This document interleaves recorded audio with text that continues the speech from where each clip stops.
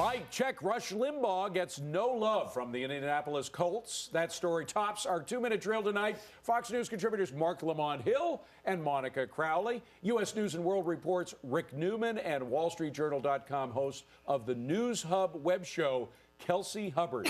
They're all here tonight. Tonight there is more opposition to Rush Limbaugh buying the St. Louis Rams. Indianapolis Colts owner Jim Irsay said he wouldn't vote to approve Limbaugh to buy the team. Now, several players have also said they wouldn't want to play for the conservative talk show host. So should Limbaugh throw in the towel or fight it out? Now, you like guys who stand their ground, right, Mark? I absolutely do. And I also disagree with just about everything Rush Limbaugh has ever said. But I think the first time we ever agreed was the Nobel Prize thing on Friday. But in general, I don't agree with Rush. But I feel uncomfortable about denying somebody the right to buy a team because I disagree with them. Because 20 years from now, I may want to buy a team. And I don't want a line of Republicans telling me that I can't. You're a free marketeer, Mark. My God.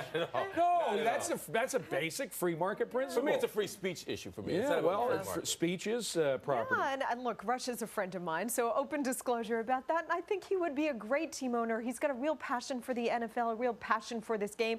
And look, he's worked hard his whole life. He's amassed a fortune. And if he wants to purchase this team, I think for anybody to block him, like Mark says, in violation of his First Amendment rights, you know, that's a real problem. Of course, I want to know when Mark is going to buy a team, because I want to get in on that. But, Rick, what do you think? I think he's been benched permanently. I think this is over. I mean, we have to remember that the NFL is... You think it's over? I think he's never going to get it? Not this time. I mean, the NFL is not a public company. It's not Congress. This is much more like a club, and the club has basically indicated, we don't really want him in. It is. Talk about market. The NFL is not run as a pure market And the commissioner mechanism. has said he doesn't like his team owners making divisive statements. Rush Limbaugh makes his life, or his living on making divisive statements, whether you agree with them or not. I agree with Mark that, you know, everyone should have the opportunity, if they have the opportunity, to do something like that and buy a team, but I don't think he's a good fit here. Well, Al Gore has long said he would not debate the global warming issue because it was not an issue for debate. But at a recent environmental conference in Wisconsin, Gore took a question from a global warming skeptic. After the questioner kept asking Gore to explain reported errors in his film An Inconvenient Truth, the conference organizers cut off the guy's mic. So will Al Gore ever debate this issue in full? What do you think, Kelsey? I think, you know, he debate it in full is a question. I think he's taken on the role as a cheerleader for the climate bill change effort. I mean, I think. By the way, they call it climate bill change because it's not global warming anymore because we're cooling up. Right. So I mean, I have doubts about the whole global warming thing itself. Here, this is what I think, putting Al Gore aside for a minute, what I find really interesting is this little drama at the U.S. Chamber of Commerce, which opposes all this legislation to do anything. Right. And now big companies are some withdrawing. companies are pulling out of U.S. Chamber because Chamber is against the cap and trade bill. Right. So this gets back to Al Gore in a way. Apple Computer has withdrawn from the Chamber. 3 big utilities have withdrawn, and companies like Johnson & Johnson, GE, They're Nike. sucking up to the government. They have said.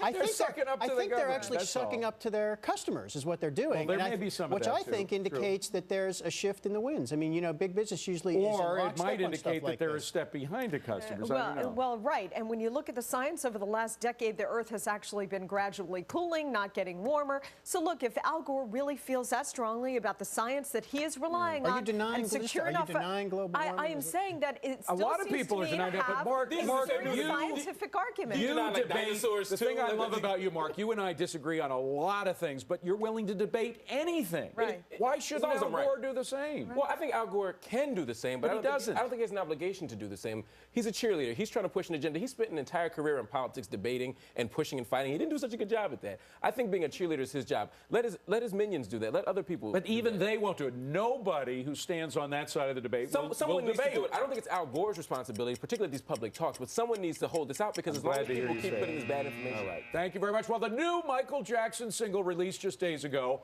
one he recorded before he died, is now under a cloud of controversy. Singer-songwriter Paul Anka, remember him? He heard it and claimed he co-wrote it. His version was recorded back in '91 by a Sapphire, an artist. First, let's take a listen to the Jackson single entitled This Is It. Take a listen. This is it. Here I stand. I'm the light of the world. I feel grand. Okay, now let's listen to Sapphire's version I never heard. Listen.